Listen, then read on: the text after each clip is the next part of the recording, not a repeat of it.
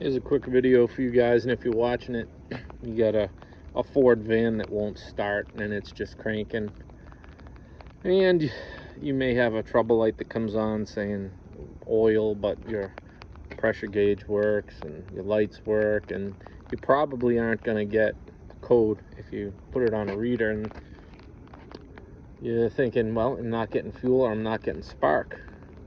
So there's different videos online of guys showing that it's fuel pump related or the module or a relay, but most of the time it's something much simpler, excuse me. But it is fuel pump related.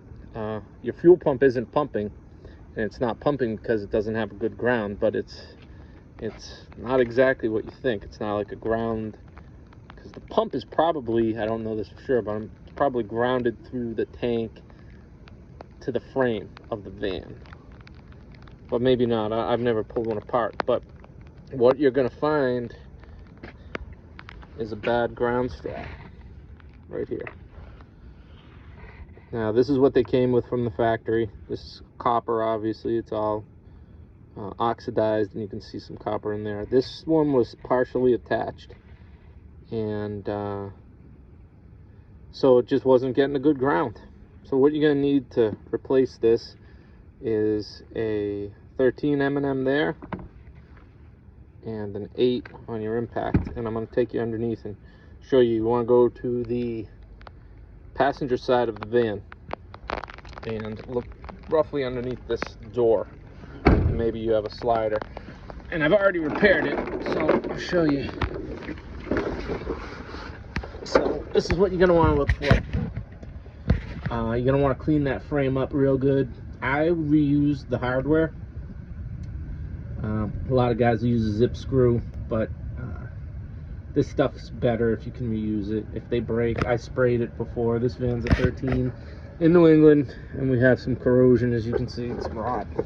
And then that's the frame side, and there's the body side. And again, that's cleaned up. This is some number 10, I think, with some caps, and then I liquid taped it.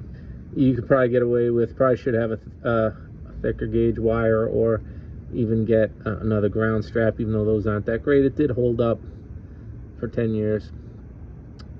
But look here first. It's right on this body mount, which is, yeah, it's directly between that's the passenger side door and the rear door. So if you look right behind the passenger side door on this cab mount, there it is, facing the back. And I'll fire the van up right now, show you. So you're gonna need a drill with a wire wheel too, because you're only gonna want to do this once. Clean it up real well, get bare steel.